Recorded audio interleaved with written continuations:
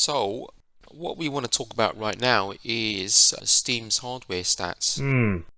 Looking at the actual kind of PC state of play, and I think really looking at how high percentage of PCs compared to the next gen consoles, Yeah. and what really is low end. Hmm. And I think also has the actual pandemic changed those stats? I think you looked at the stats in a bit more detail than I did. Yeah. Yeah. Like when I looked at the stats, there was a few kind of raised eyebrows from my end. And I did wonder, well, how is it that that's kind of like come up a few percentile? I mean, we're Hmm. talking about, really small percentiles here. Yeah. Yeah. Yeah. But Yeah. the reality is, with the numbers we're talking about, any fraction of a percentage It's still pretty not a small huge. number. Yeah. Yeah. Yeah. Yeah. Yeah. Yeah. Yeah, correct. It's no small number. Yeah. Yeah. Definitely. But yeah, I think if you look on and maybe we'll put it in the in the podcast description or something. But if you look at the stats that Steam publish, monthly, there's some really interesting things that you can glean from it. For those that can't see it and are just listening, they look at what operating systems they have, the typical RAM, CPU speed, physical cores, the video, the actual graphics card that they've got, resolution on the screen and multiple screens. An interesting one is language actually, which I'll talk upon because I think the statistics on that shift is quite interesting.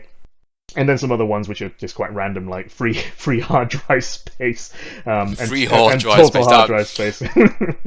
For me, I think, what's the point of that? You know what I mean? What is that exactly going to show? I don't know. Maybe people are buying more hard drives, or they're just filling it up with too many Steam games or something. Yeah, potentially. Yeah, but yeah, I think there's some obvious ones, right? So it's an obvious Windows estate that the Steam users are on. Yeah. The CPUs is still predominantly Intel, from what I can see. If you look on, there's basically some high level graphs, but you can see Intel were basically 80%, and then it rolls down to now is about 72%.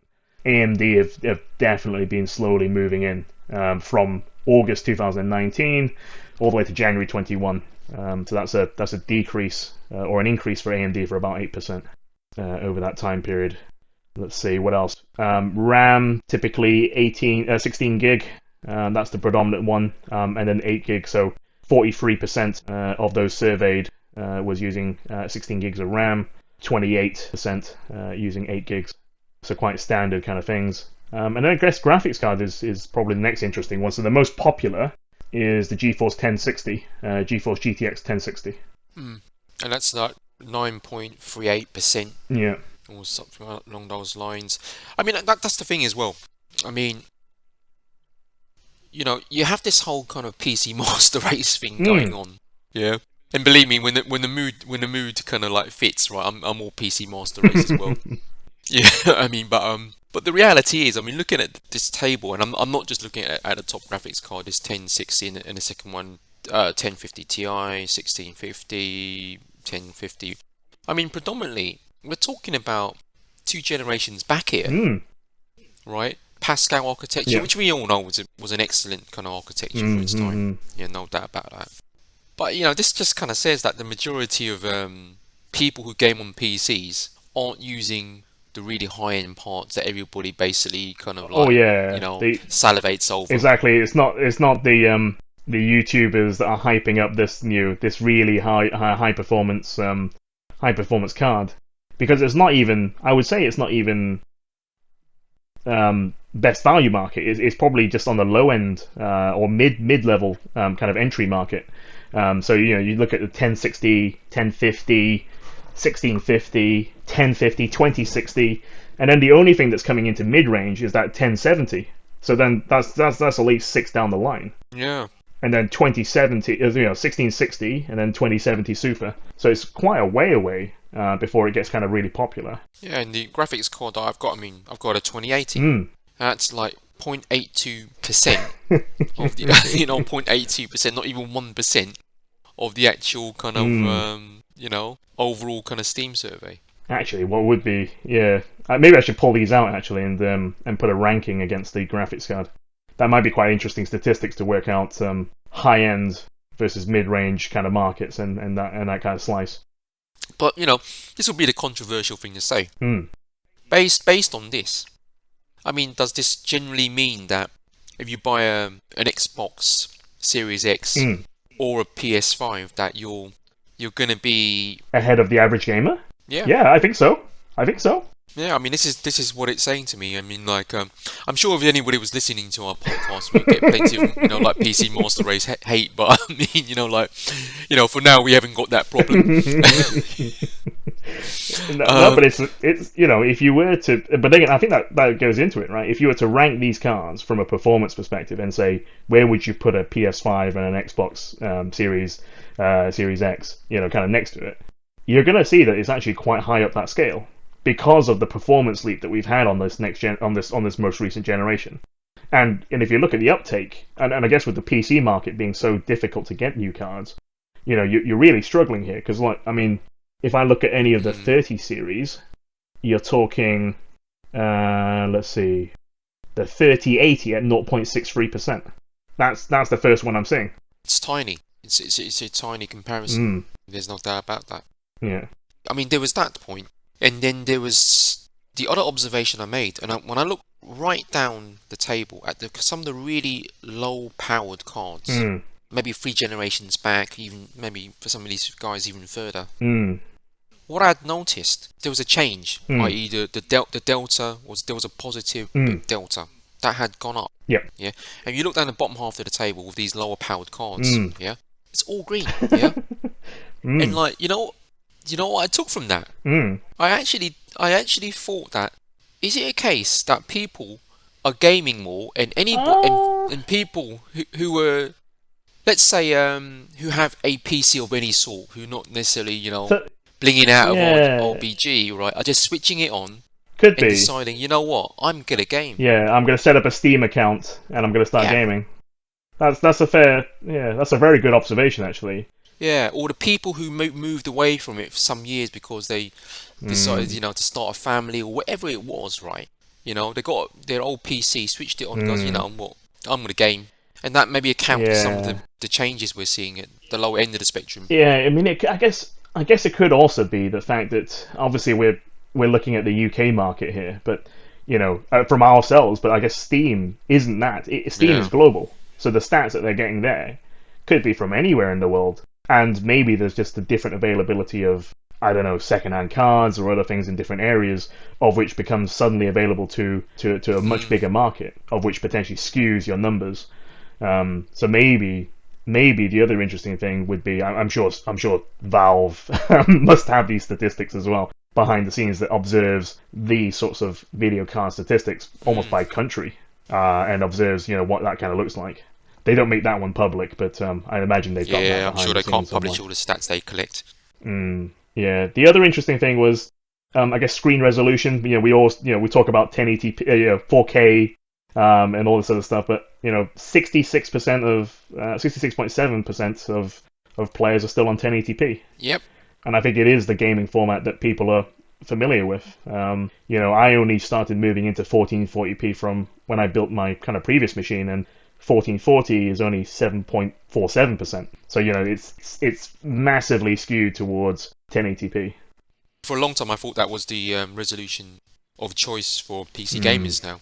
Because of the monitors and the powered graphics cards we had, but it just looks like 1080p just still rules the roost. Yeah. And dual monitor setups is going to be just basically an extended 1080p, so just doubling up on that at 71% of people that have got it. And then, Joe, I wanted to bring your attention to the language one, actually, because when I looked at it, I was like, oh, that's interesting. But if you look at language, it shows as English as 39.31% with an increase of 4.6. So I was thinking, oh, that's interesting. What, increase of 4.6? So what's happened? What's reduced? And if you expand it, you'll see that the second most popular language on there is Simplified Chinese, but at 17.93%, but it's down 10%. So something has happened by the looks of it to either the Chinese market or maybe there's more influx of other players. I don't know, but it just seems like an interesting statistic. And the change has got to be basically, let's say, month on month or year on year, something like that. I think it's month on month. The delta, I think they look at. I think, is that right? Probably. I don't think they've done it for a full year. But if it's for a month, that's huge for that kind of that shift. Do you know what happened recently? Recently, I think Steam launched a Chinese. They all had a Chinese version of Steam, but this one was something that was basically fully regulated by the authorities out there. Oh, So okay, it was a yeah, very yeah. specific version of Steam. So there's two versions of Steam now Yeah, operating out in China. yeah, There's yeah, one yeah. that we know as Steam, Mm. yeah, and there's another one that's basically highly regulated that I guess the Chinese government has, Has approved it in some way. yeah. Yeah, So I'm wondering if the 10% drop is that could because be. people have moved over, Mm. and Valve aren't really getting those sorts of statistics. Yeah, Yeah. yeah, yeah, yeah. But that Yeah. is interesting. That is interesting because that's a massive drop, if I'm being honest. Yeah, yeah, yeah. You look at it and you go, wow. I mean, it's still second, but that's still a 10% drop. So, or if you look at its own population, that's like a 33% technically under its own banner. Yeah. Yeah, it's quite interesting though that the languages that have dropped off Mm. seem to be, well, part of maybe Korea, but Asian languages like Mm. Thai, Japanese, simplified Chinese. Yeah. They're all in the red. They've all dropped. Vietnamese. Does that mean they're playing less games? I don't. I'm not sure. I mean, like, quite interesting that. I think the one thing that's missing here, and I don't know how have you seen it anywhere in the survey, is like how many people are actually using kind of SSDs? Oh, that's a good point. I don't think they show this on this one, so I don't think they have it. But I'd imagine. I mean, that's a good suggestion. We should get it. We should get it towards send it over to Steam to get them to start kind of getting this information. Yeah, I'm quite surprised it's not here, if you know what I mean. It's Yeah, I guess it's only really been popularized recently with the PS5 and other things around well, it, right? that's complete hype. I think PCs have had that sort of type of technology, where obviously Yeah, not as quick as what's in the PS5, right now, but we've yeah. had that level of technology for a while. I'm just I, surprised that we're not yeah. making, it's not in the survey. I think that'll be a really good statistic actually, because then it'll give the developers an understanding of how many people have high-powered, low latency, good kind of bandwidth of SSDs to be able to start pushing out those engines more. Yeah. Because they'll obviously be concerned with if your machine cannot cope with that, then they're going to have different levels of a game engine in order to facilitate for those different versions. But if there's more and more people on the faster NVMe SSDs, then you know what, push some of these things out and see. Yeah, it certainly makes for interesting reading. I mean, like I said, what I take out of it is that, the PC market and the PC gaming market is vast. There's certainly an upper echelon of people who can really afford to purchase the technology, the high-end technology, like, your really good 8 to 16 core CPUs. Your high-end graphics cards, let's say 3070s and above. Yeah. Your NVMe hard drives doesn't really show it here, but your 4K displays. I mean, let's keep it real. I mean, the cost of graphics cards these days. I mean, it's going to be a hard push for anybody to buy that graphics card plus get a new monitor. Yeah, yeah. Well, I think that's why I ended up. I spoke to you, Joe, about it, but I got myself a laptop recently because of the struggle with the PC market. Because when I looked at the full package, the laptop made a huge amount of sense. Whilst everything else was so restrictive, because I would have had to drop even more money on a desktop PC with with the monitors, with the keyboard, the mouse, and everything. So it would have cost me a lot more. So I think it was a sensible decision to go with a kind of a good, powerful laptop. And I think with that said, Al, I think it's time to move on to our next topic. Yeah, cool.